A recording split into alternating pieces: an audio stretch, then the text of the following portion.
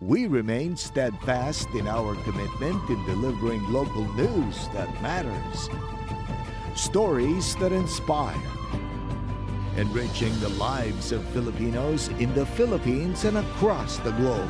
This is your GMA Regional TV, kapuso ng bawat Pilipino.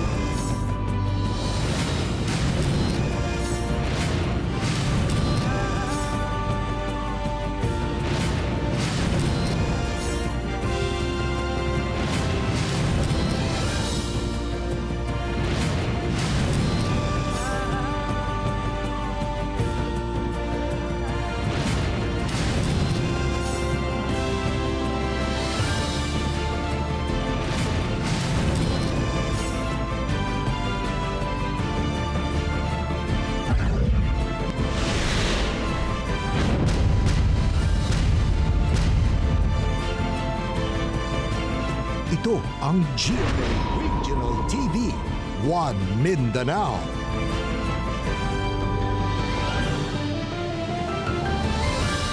May hapon Mindanao, kini ang GMA Regional TV 1 Mindanao. Hatod namong pinakadagko ug pinakulaing balita sa Mindanao. Ako si Teco Campo. Sara Hilomen Velasco. John D. S. Esteban, live gikan dinhi sa GMA Davao Complex.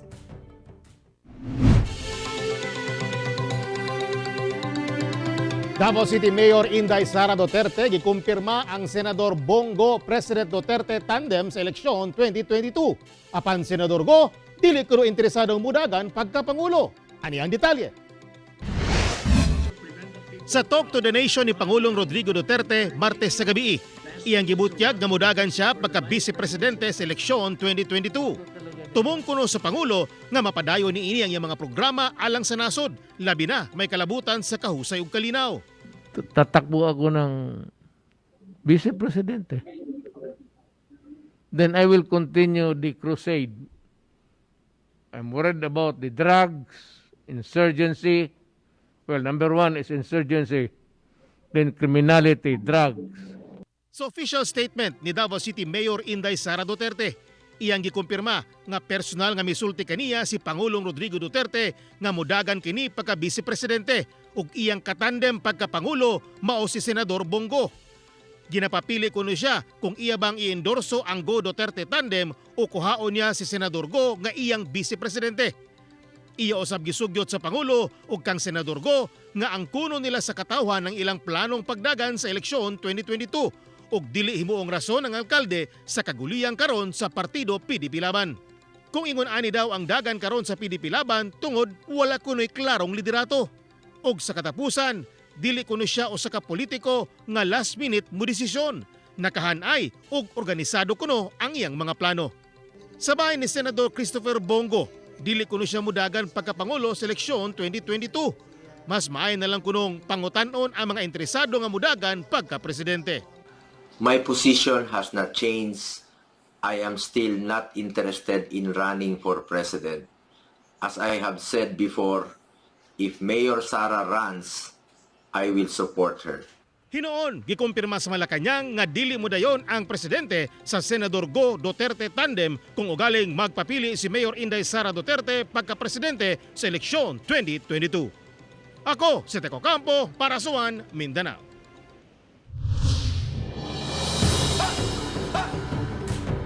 Managlaing disgrasya ang naitabo sa Mindanao, din usa ang patay ug ubay-ubay ang angol. Atong sayro ng detalye sa report ni Rial Soroche. Patay ang 19 anyos nga biktimang si Nestor Tan samtang samdan ang upat ka mga kaubanan nini humay madisgrasya sa National Highway sa Barangay Silway, 8, Pulumulok, South Cotabato. Gikan Jensen Fishport ang truck sa mga biktima nga may kargang isda aron i-deliver sa Tacorong Sultan Kudarat. Apan hibuto ang ligid niini hinungdan nga nawad og kontrol ang driver ug nalabay ang mga biktima sa kalsada ug nabunal ang ulo sa semento. Sa Bansalan, Davao del Sur, nagbangga ang duha ka sakyanan sa kilometer 78 sa National Highway sa Barangay Dulo. Sa usa ka sakyanan, samaran ang driver ug 7 ka pasahero. Hinoon, gidala gilayon sila sa ospital.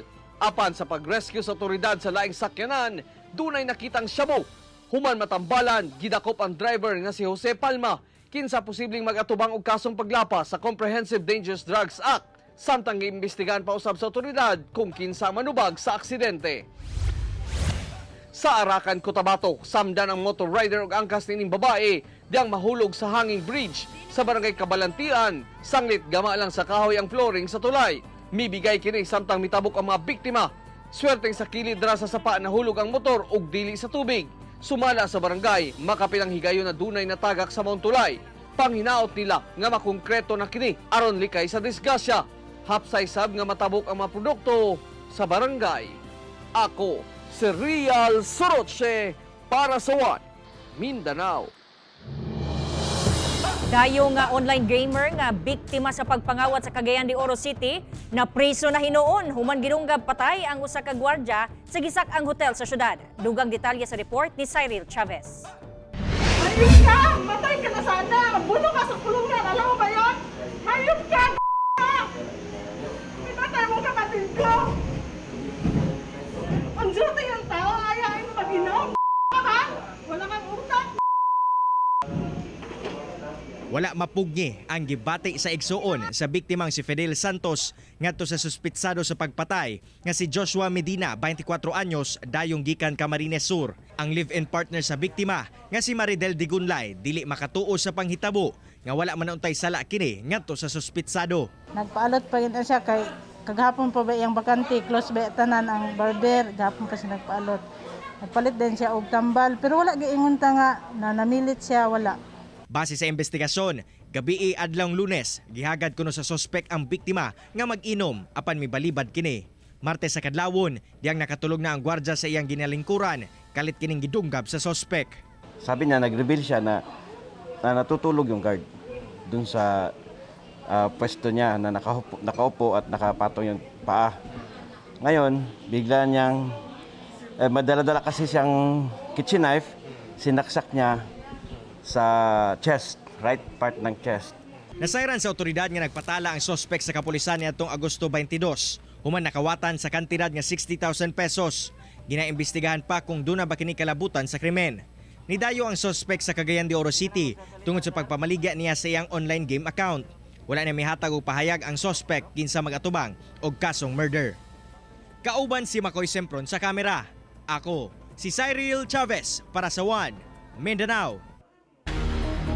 Usa ka COVID-19 patient bikatkat sa kaupat ka andana sa Northern Mindanao Medical Center sa Cagayan de Oro City. Atong sayron ang detalye sa live report ni Cyril Chavez. Cyril. Yes, paspas nga miresponde ang mga personal sa Bureau of Fire Protection aron iluwas ang maong nga pasyente nga anaa na himutang sa ikupat nga andana sa platform sa maong building. Sa unang tan-aw, daw usa lang sa mga construction workers sa ginatrabahong IRID COVID ward sa Northern Mindanao Medical Center, kining usa ka lalaki nga nagpatong ibabaw sa platform sa bintana sa mong building.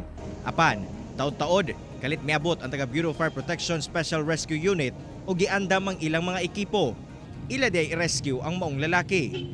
Nasayran nga ang maong lalaki naka-confine sa COVID ward sa mong ospital tungod nagpositibo kini sa COVID-19 ug nakasinati og severe symptoms. Very common man ka na sa karon na they go into depression kung inanag yun, no? Especially na severe man ang iyang condition. So, depression kasi can actually lead into psychosis. Dili sayon ang pag-rescue sa mong lalaki tungod gamay nga sayop, mahulog kini gikan sa ikopat nga andana sa building.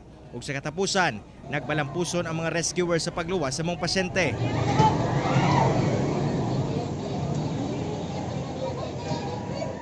Apan giklaro ni Dr. Bernard Rocha nga nagnegatibo na ang mong pasyente ug nagpaabot na lang nga ma-discharge aron makauli sa Opol, Misamis Oriental. Posible matod pa nga nakasinati ang mong pasyente og depression. The fortunate thing na na-survive man gyud na ang COVID, na-survive gyapon niya kini. So hopefully kana siya na matabangan pa namo na even further kay kana siya that has to be assessed sa among mga psychiatrist no dinhi sa ospital. Hinoon ana ang pasyente sa maayong kahimtang ug gipailawom na sa counseling. Tek, ginasuta karon sa NMMC kung paunsa ba naabot ang maong pasyente sa maong nga platform sa ikopat nga andana o ilahang pasalig nga tungod sa insidente, panginaot nila nga dili na kini masubli pa. Tek. Okay, daghang salamat, Cyril Chavez.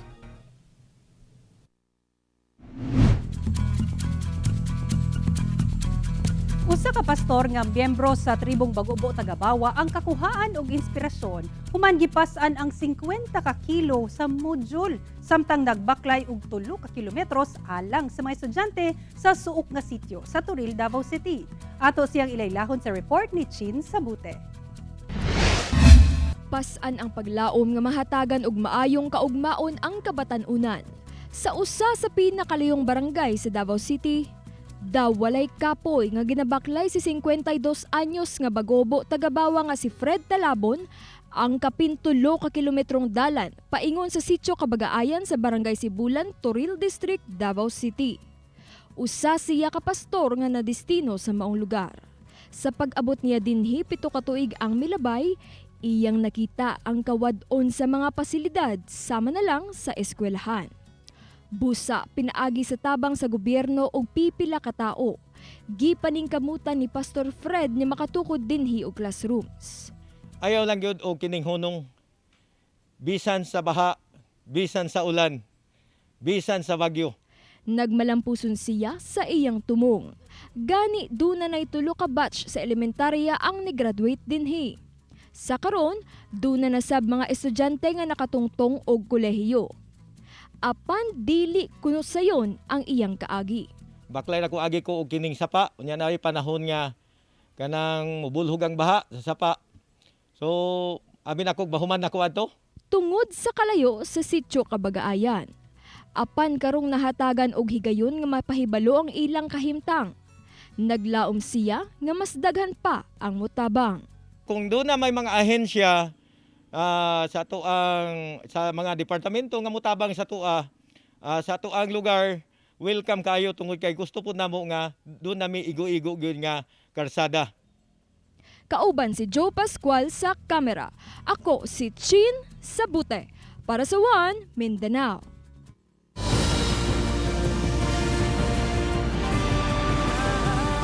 Ito ang GMA Regional TV, One Mindanao.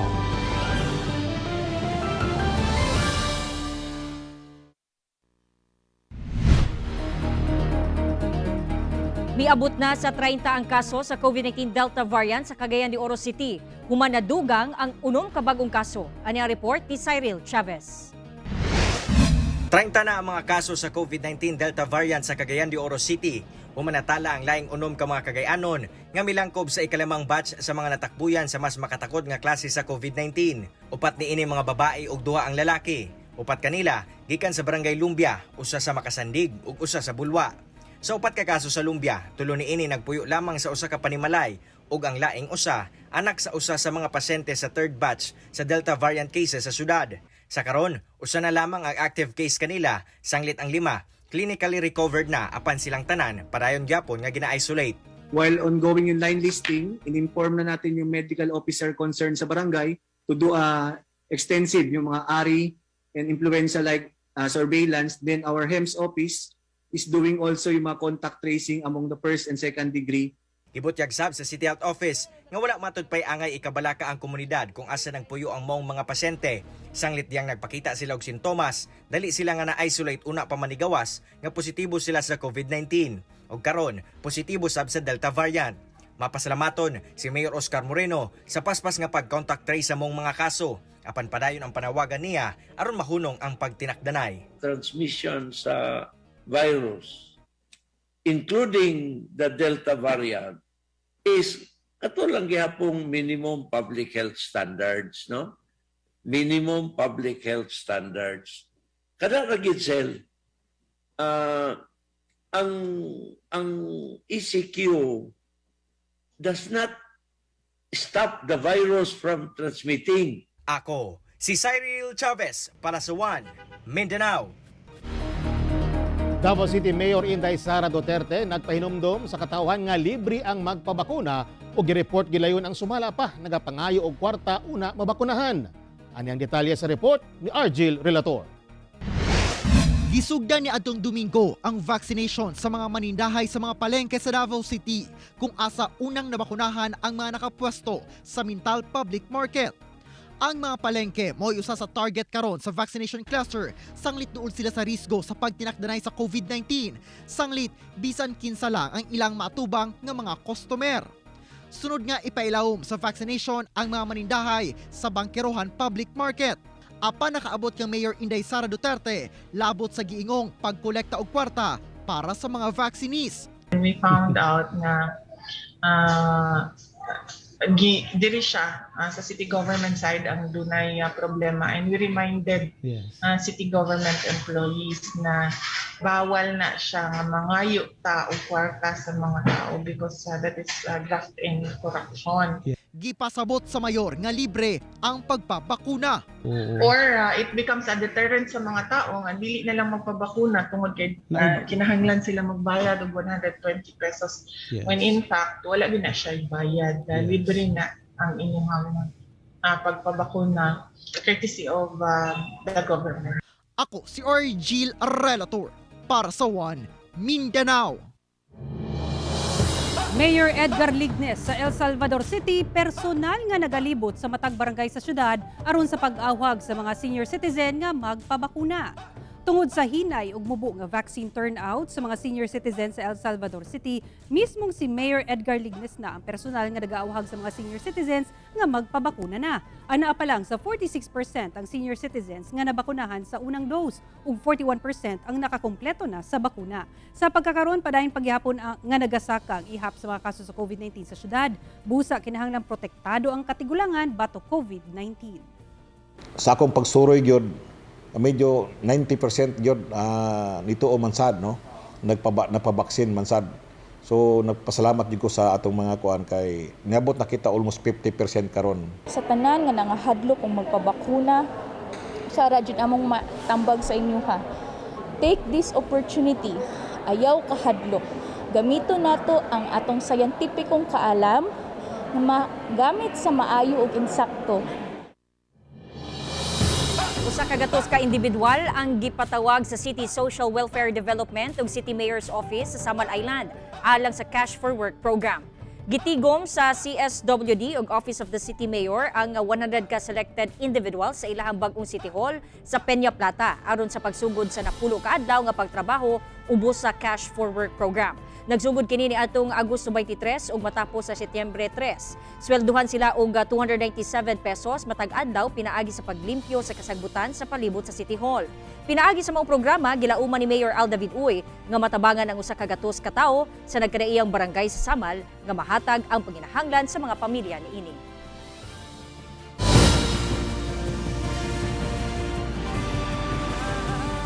Ito ang GMA Regional TV, One Mindanao.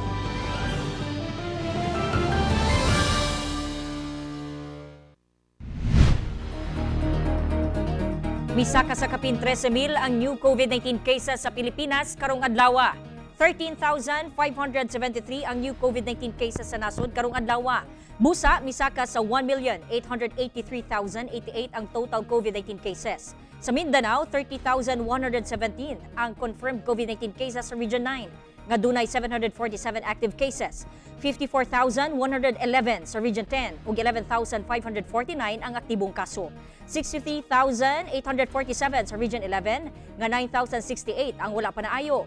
34,370 sa Region 12 ug 3,970 ang active cases. 28,057 sa Region 13, nga 2,249 ang aktibong kaso ug 10,036 sa BARM, nga dunay 479 ka aktibong kaso.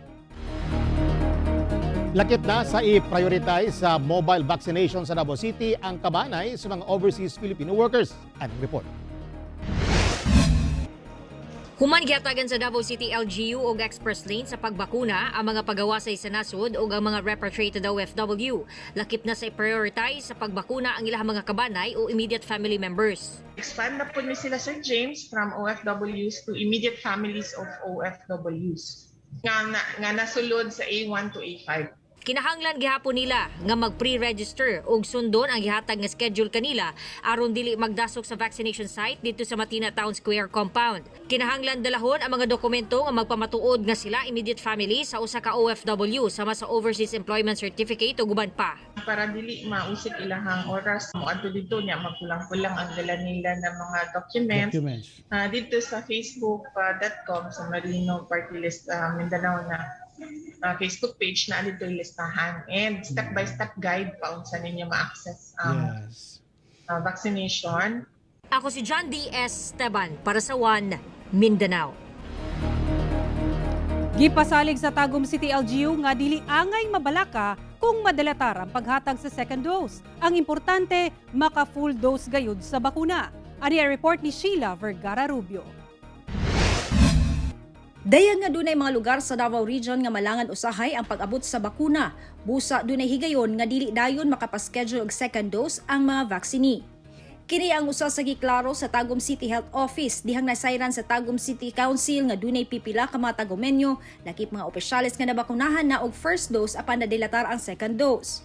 Gipasabot sa ahensya nga sigon sa mga eksperto sa Department of Health, mamahimong madelatar ang second dose. Ang importante nga maka-full dose gayud kini sa panahon nga available na ang bakuna o ang mismong vaccine.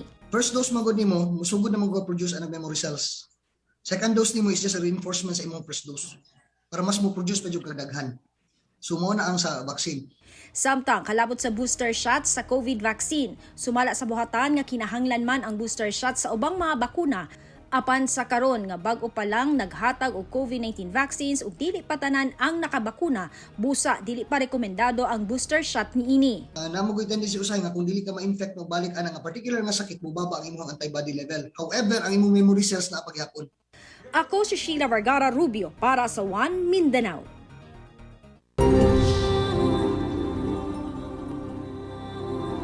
Inspirasyon sa usa ka avid fan ni Julian San Jose ang mga kanta niini. Busa atong saksihan kung paunsa na usab sa Asia's Limitless Star ang kinabuhi ni Janela Paderna gikan Alaminos City sa Pangasinan. We belong together, always and forever. Call my name and I'll be there. Ako po si Janela Paderna, 18 years old, from Alaminos City. I'm a silent fan of Julian San Jose. Way back 2018, nag-release siya ng album niya called Breakthrough. And that time, nagtuloy-tuloy na yung pagiging huge fan ko sa kanya. About na rin sa mga songs niya, like araw-araw ko na siyang music sa bahay. And nagko-collect rin ako ng mga posters niya. Namomotivate ako ni Ate Julie through her songs and through her multi-talented skills. And musically inclined rin kasi ako, like I play some other instruments. Nung in-announce niya po na may Limitless musical trilogy siya, nag-grab po agad ako ng ticket sa sobrang excited. And guys, I'm inviting you to grab a ticket and please support Julian San Jose for her musical trilogy. And I assure you na magiging worth it yung panonood nyo sa trilogy na yun.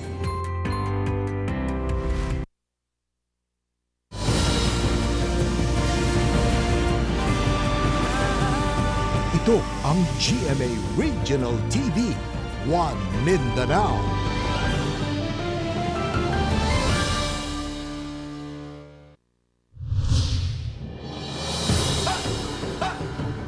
Usang establishmento sa Davao City nasunog, mga osisero midagsa sa lugar ug wala na napatuman ang social distancing. Anang report ni Rial Soroche. Alas 8:30 Martes sa gabi, miulbo ang sunog sa abandonadong lodging house likod sa Lunar Complex sa Maglianis Extension sa Bangkeroan, Davao City. Sa pagtinabangay sa Bureau of Fire Protection, 911 ug fire volunteers, human sa usa ka oras, napalong na ang kalayo. Base sa ato ang information nga nakuha nga panahon sa kagabion, na ay mga mamonitor nga mga batanon nga mosulod ani nga lodging house o kana ang ato ang ginatanaw nga posibleng hinungdan nga katong mga batanon nga nagasulod dito sa lodging house na ay mga aktibidades nga gibuhat dito sa sulod nga mao'y nakakos og sunog. Gawa sa kadelikado sa sunog, midag sa usab ang mga osisero. Diin makita sa mahulagway sa usa ka netizen nga wala na natuman ang social distancing kay nag-iyahay na og video sa sunog. Tambag sa otoridad. So kung wala man lang tay matabang no during sa sunog, kung pwede stay at home na lang yung no para maiwasan nato ang posibleng insidente o ang pagtakot-takot sa kaning COVID-19. Ako si Real Soroche para sa One Mindanao. Barangay Kapitan sa Tuburan, Pagadian City, gipusil patay. Patay si Barangay Kapitan Raimundo Dodong Alviar, human kini gipusil sa riding in tandem suspects duol sa ilang balay sa Purok Nangka, Barangay Tuburan, Pagadian City. Nakaangkon og 8 kaigo sa bala ang kapitan nga hinungdan sa iyang kamatayon. Na-recover dito sa crime scene ang 12 ka basiyo sa bala sa 45 caliber pistol. Ang gulong politika ang ginatutukan karon sa otoridad. Nagtanyag na 1 million peso reward si Zamboanga del Sur Governor Victor Yu sa makatudlo o makahatag og impormasyon sa mga responsable sa krimen. Rabbit production hinay-hinay ng milambo sa General Santos City. Ilabi na karong nagkaraghan ang nangita og alternatibo sa karneng baboy, manok ug uban pa. Ani ang report. Kapin usa ka tuig na sa rabbit production ang agricultural farmer nga si Jake Reyes. Gikan sa pipila ka pares sa rabbit, karon ana-ana sa kapin 1,500 ka rabbit ang iyang ginabuhi. Rabbit ang pinaka mabilis buhion, damo lang po pwede na silang mabuhay. Sulod sa usa ka tuig, daghan na ang natabangan ni Jake ilabi pa nga ng hatag kini og rabbit, kauban ang DSWD ngadto sa mga residente sa mga barangay sa Jensan nga interesado sab sa rabbit production. Binibili natin yung mga anak ng kanilang rabbit tapos pinapalaki naman natin at yung iba binibenta natin sa merkado as meat at yung iba naman binibenta natin as breeder or yung iba gusto pet. Ang rabbit meat usasab ka alternatibo sa karne, sanglit susama lang sab kuno sa manok ang lasa niini. Sagana sab kini sa nutrisyon. Gani pipila ka putahe ang pwedeng matilawan gamit ang karne sa rabbit, sama sa rabbitson o gilitson nga rabbit, adobong rabbit ug uban pa. Matod ni Jake, sayon lang ang pag-alaga og rabbit, apan kinahanglang anaa kini sa maayong kulungan ug likayang ma-stress aron maayo ang kalidad sa karne niini. Ako si Sarah Hilomen Velasco para sa One Mindanao. Mga kapuso, way puwas ang among paghatod og balita. Bisitay ang www.gmaregionaltv.com ug mag-subscribe sa official YouTube channel sa GMA Regional TV. Busa mga kapuso, ayaw paulahi sa mga dagkong balita sa nagkadaiyang rehiyon sa nasod. Subscribe na. Ug mao kadto ang mga ulahing balita sa Mindanao karong adlaw. Ako si John D. Esteban. Dagang salamat sa inyong kanunay nga pag-uban ka namo matag adlaw. Ako si Sarah Hilomen Velasco. Tugod ang mga balita sa atong palibot, importante alang kanamo. Kini ang GMA Regional TV 1 Mindanao. Tek Ocampo, buong puso para sa Pilipino.